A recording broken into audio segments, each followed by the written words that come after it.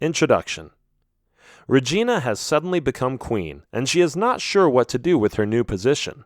At the same time, Prince Alfred asks her to come and marry him, something she isn't sure about either. When she finally gives in and goes on a journey to meet him, accompanied by her annoying sister, she finds something else in life that brings her happiness. Listen to this story about this short and entertaining queen, who was open for change and made her own decisions.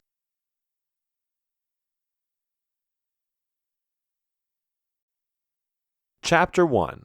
The Wedding. My name is Regina. That's right, my name even means queen, and I love it because I am a queen. But something went wrong when the crown was passed on. My parents, bless their hearts, only had 5 daughters, no sons. That was not their fault, and they were, rest their souls, always good to us, but it was just something they hadn't expected. The tradition was to pass on the crown to the oldest son, but since there was no son, and since I was the eldest daughter, I was made queen when they died. So here I was on the throne with a lovely crown, but no king.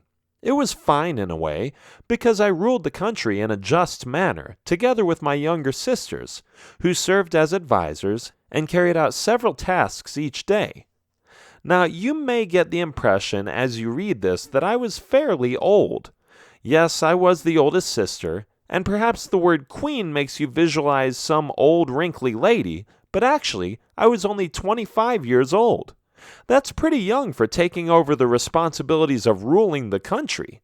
Fortunately, with the help of my sisters, I was doing well. But no king. I mean, of course I didn't need a man. I was relatively happy. And hey, I had a life. But all those things didn't mean I wasn't secretly longing for a guy who would sweep me off my feet.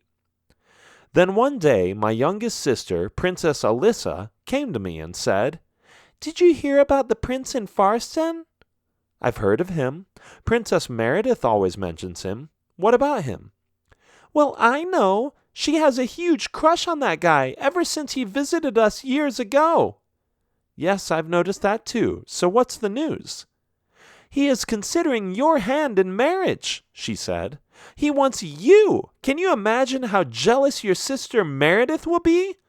"Ha ha, yes, she would be," I said. "But I wouldn't marry him just to make her jealous. That would be mean, and that's not who I am." I know. But honestly, tell me, what do you think about him?" "Well, he is nice. I guess I could love him." "Really?" she asked. "That's so awesome! But wait, you hesitated. Do you hate anything about him?" "I just don't know him very well, that's all. But I can get to know him." "That's the spirit!" my younger sister shouted. "But won't Meredith hate me?" I asked. "No, she will be okay with it. She knows that you get the first pick because you are the queen." "True. Okay, I can talk to him when he comes," I said. "Oh, that's just the problem," Alyssa said. "He said he can't come. He wants you to come to him." Ugh, I sighed. "He doesn't have a strong commitment already." "Come on, Regina, just give him a chance. It's the least you can do." "Fine. I'll go over there and get to know him. And if I happen to like him, I'll say yes to his proposal." "Sounds like a plan. I will help you make the arrangements for the trip." After those words, we got ready, and I was on my way to Farston, accompanied by servants and Meredith, who accidentally found out about it and took the opportunity to see the prince one last time being single before I would marry him.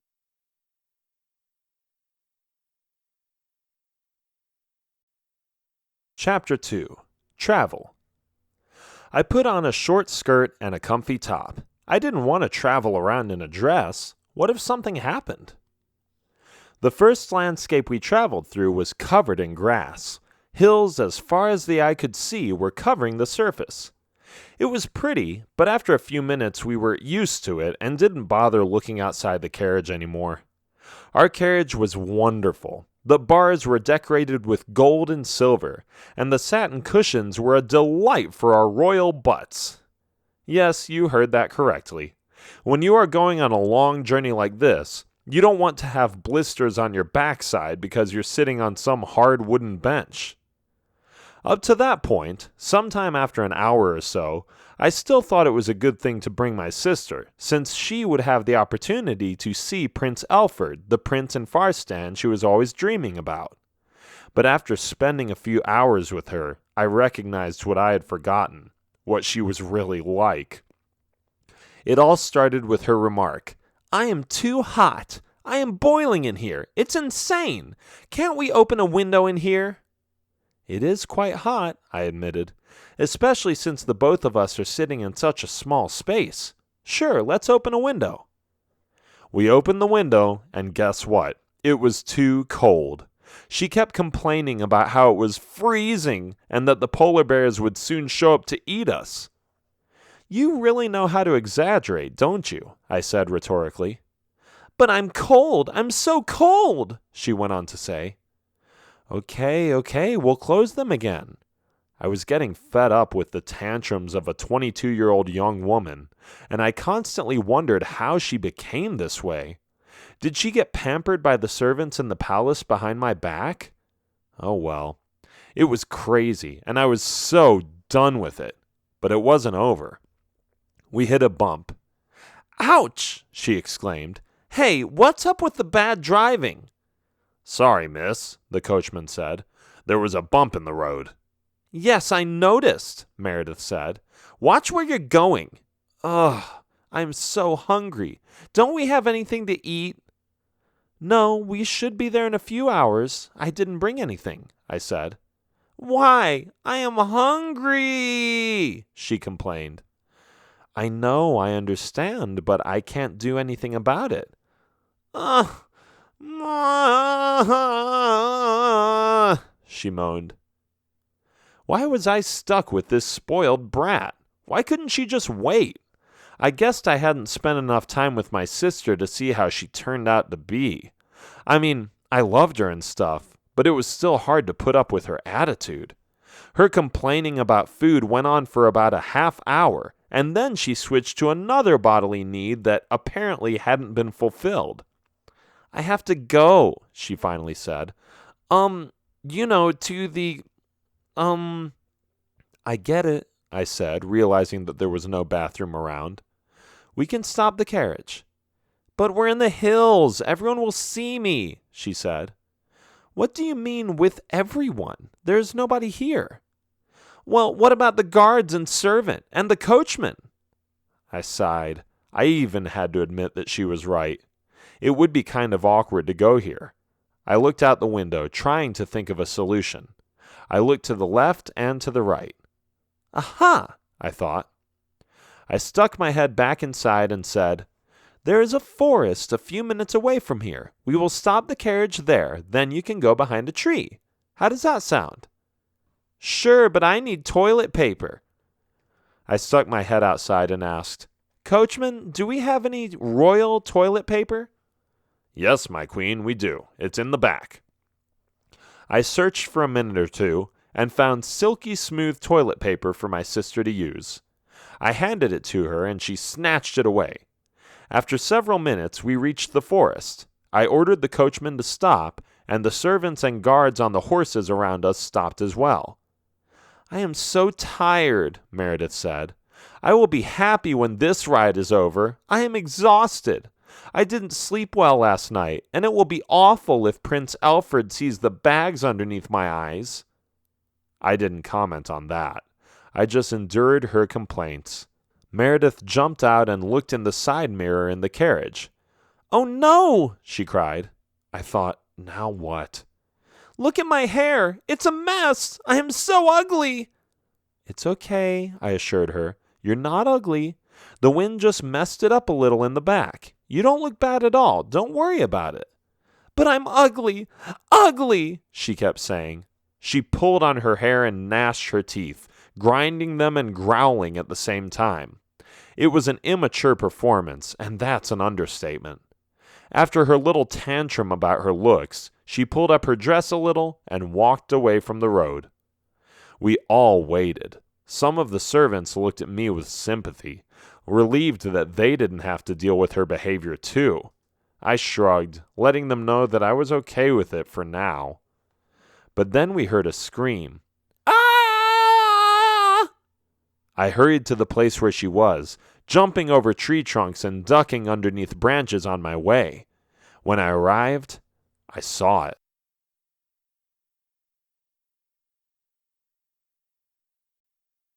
Chapter 3. Cows. I chuckled. It wasn't anything to scream about. It was pretty funny, actually. I saw the cows who were responsible for her misery.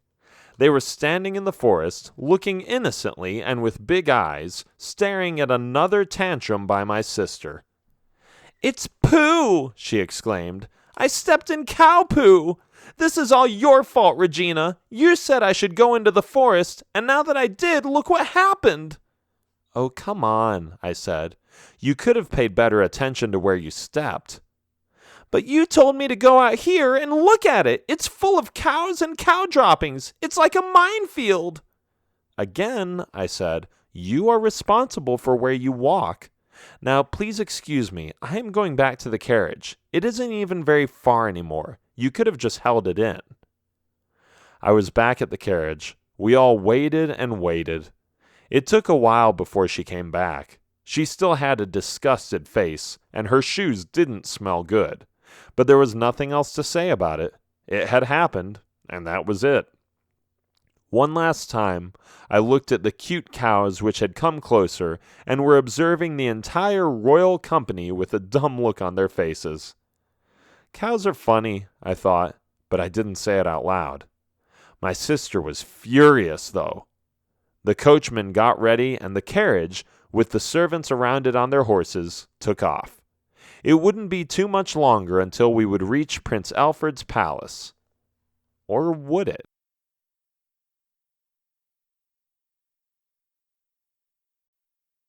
Chapter 5. Danger.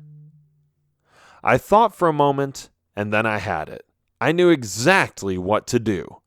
I would defend myself. That's right. If I was going to die, I would at least take a few of them with me to the afterlife. Or, well, I don't know how that works with skeletons. Aren't they already dead anyway? Whatever. I picked up a stick. It was a big stick, so perhaps it would scare them off. I think it was even bigger than the swords they were carrying. "Come and get me," I said in a brave voice. "I am not afraid of you." Suddenly, the skeletons in front of me stepped back. There was so much noise from the skeletons and guards in the distance that I couldn't hear much, and there was sand in my ears from the fall, so with my deafness, I could still perceive their fear when I picked up the stick. "Ha! Not so tough anymore, are you? You got it, pals. This is queen power. When I have a stick, you better watch out." They stepped back even further, so apparently they were intimidated by my attitude and newfound confidence. I stepped forward again, making my scariest face. They ran away. Cowards. I knew I had it in me. I scared those skeletons so badly that they started running. With a smile on my face, I put the stick down. "And stay gone!" I yelled. Then I felt someone tap me on the shoulder. It startled me. I turned around and looked into the most handsome eyes I had ever seen. Wow, I thought. A mixture of emotions entered my mind. First of all, this guy was my age and incredibly attractive. But the second thought came when I saw him holding a sword as he was standing on dozens of bones and skulls on the ground. "Oh," I said, a little disappointed that the skeletons probably ran away because they were afraid of him after slaughtering their fellow skeletons. I looked straight into his eyes. "Hi," he said. "My name is Roderick. What's yours?" "I am Regina," I said. It crossed my mind to tell him that I was the queen, but I wanted him to like me for who I was, not what position I held. So I just didn't mention it. It didn't ring a bell. He hadn't heard of the queen. "I have lived in the woods for some time," he said. "I am not familiar with the affairs of the kingdom, and so I have no idea why you were in that carriage and to which location. But I can tell you this, I have never seen a more beautiful pair of eyes than yours." I blushed a little when he got on one knee and kissed my hand. Then he looked to the side. "More skeletons," he said. "Let's hide. It's not safe here." I didn't know why he didn't think it was safe, since he had just beaten all those skeletons up without any problems. Either way, I felt safe with him. It was amazing. Now, you may be a little skeptical about me being head over heels about some guy I just met in the forest, but I was cautious enough. Don't worry. I will show you later that I didn't just jump into a relationship blindly. Anyway, he pressed me down, so we ended up laying down on our stomachs next to each other in the bushes, waiting for the skeletons to disappear. They didn't. Instead, they were looking around for us. I was a little surprised that they were still attempting to find us after what happened to the other ones. I held my breath, trying to not make any noise. One came really close, and then it saw us. It cut down some of the bushes above us and revealed our hiding spot. "Whoops," Roderick said. "I didn't expect that." I got a little scared, feeling vulnerable and exposed.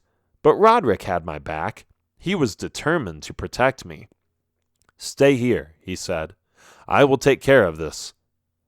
I watched as he squinted his eyes and attacked the dozens of skeletons around him. Slash! Stab! Ka-ting! He crossed blades with them and defeated the whole army within minutes. One by one they fell by his attacks. I felt amazed. I immediately had a crush on this strong, skilled fighter. But when he was done killing all the skeletons, I couldn't help but notice another one still hiding in the bushes behind him. "Watch out!" I said, as the skeleton ran towards him and tried to stab him in the back.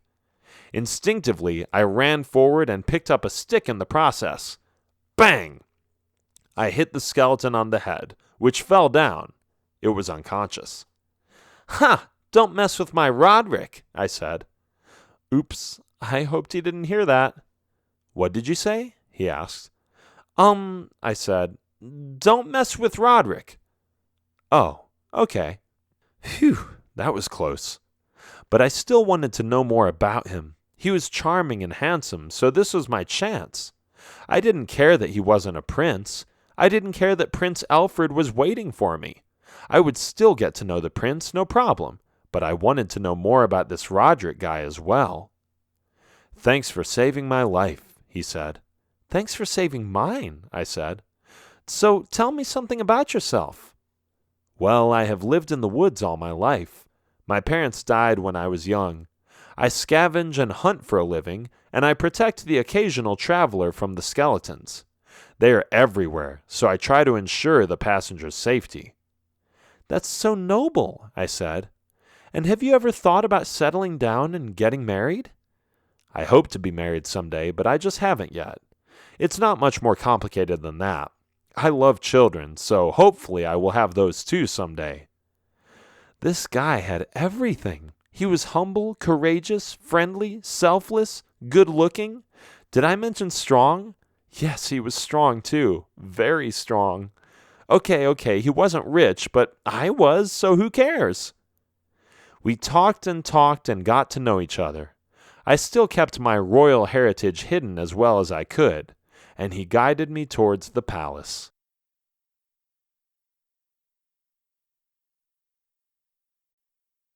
Chapter 6. Made It. We arrived at the palace in Farstan. It was a beautiful palace with columns, statues, and a flowing fountain in the front yard. Guards and servants were walking around, and the flowers were blooming in the side garden. When we approached the front gate, one of the servants welcomed me. He said the prince had been waiting for me. "Queen Regina," he began. "Wait," Roderick said. "You're the queen, and you never told me?" The thing about that is..."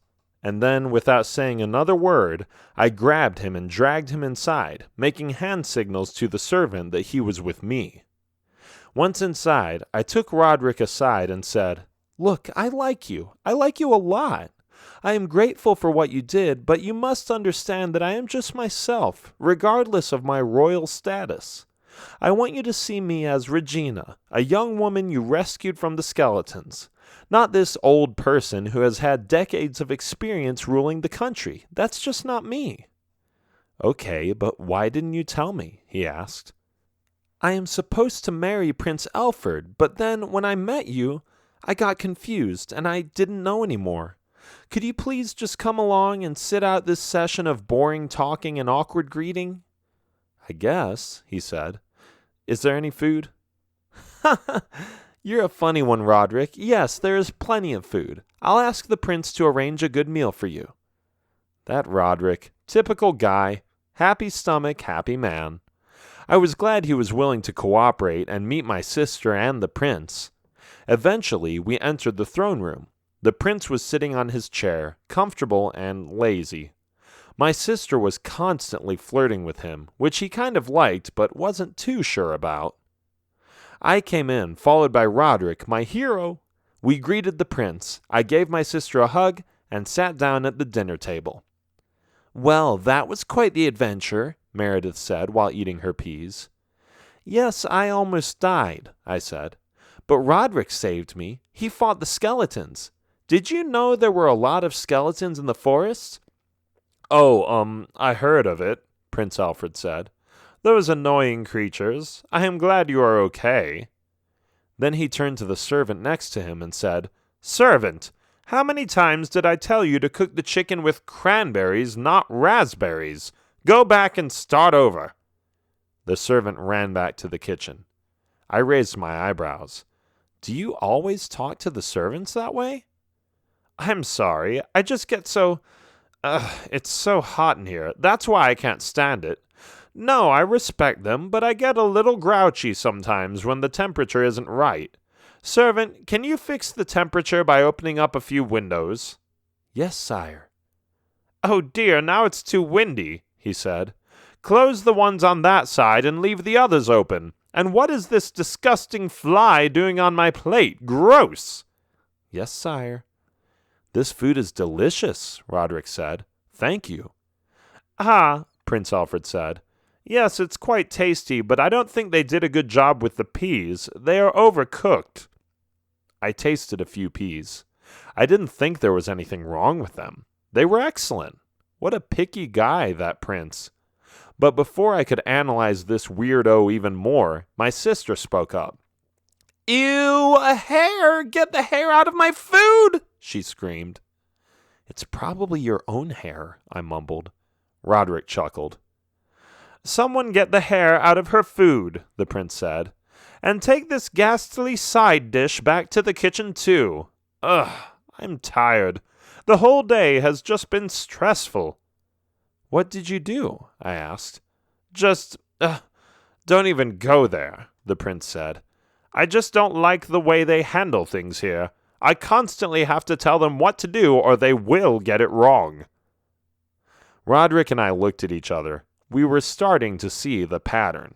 For another 2 hours, we put up with Princess Meredith's and Prince Alfred's complaints.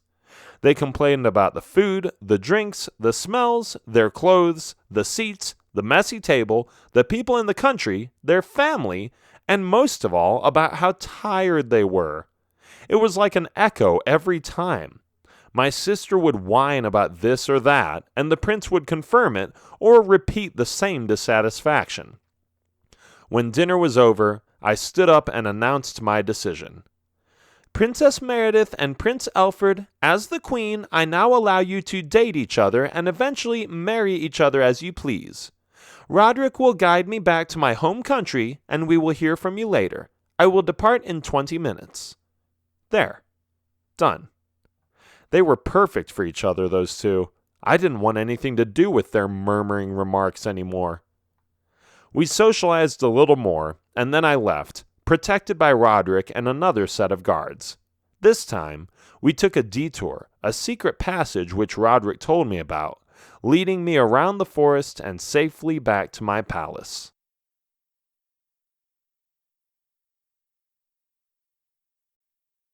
Chapter 7. Married. When Roderick arrived at my palace, he was amazed. I knew he wanted to say that I got spoiled, But he kept his tongue in place and showed respect towards the queen. He was quite obedient when I told him to wait when I discussed some things with my servants. When I came back, I told him he could stay at one of the living quarters in the South Tower. This way, we would be close enough to get to know each other, but far away enough to keep our distance. The months flew by. He showed me all the things he had learned as a survivor in the forest, and I showed him some royal manners and governing principles. We had a blast, and about 5 months later, he proposed to me. I guess you want to know how he did it, don't you? Well, he climbed the tower I slept in. At the time, I thought he was crazy, but I loved it. He had hooked up a rope to the top of the tower roof by throwing a sheet with a hook at it and attaching it that way. Then he climbed up and appeared in my bedroom. "Ah, what are you doing here?" I asked, feeling glad that I was at least decently dressed. "I have a question for you," he said. "Whew.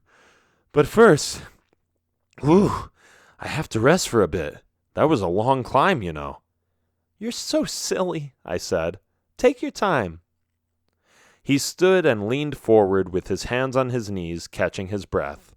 Then he took a ring out of his pocket and went down on one knee, popping the question. Of course I said yes when he asked me, despite the civilians' rumors that I was dating a guy who wasn't royalty. I didn't care. I was the queen. I was the one who decided whom I wanted to marry. At that moment, I took the ring and kissed him. We planned the wedding shortly after that. It was wonderful. At the wedding, I still heard my sister and her new husband complain a lot. They mentioned that the decorations were not to their taste, that the food was disgusting, that it was hot outside, and that the chickens from the farm next door were running around at the wedding, mixed with the loud children from the families I had invited. I laughed at their complaints. I guess that's one way to find each other, by both complaining a lot, but not me. I found my man. Roderick was polite, sweet, and courageous. He was fit to become king at my side. And we lived happily ever after. The end.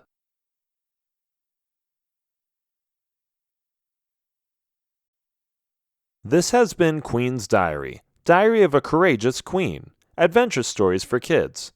Written by Jeff Child, narrated by John H. Feskins. Copyright 2017 by Jeff Child. Production copyright 2017 by Jeff Child.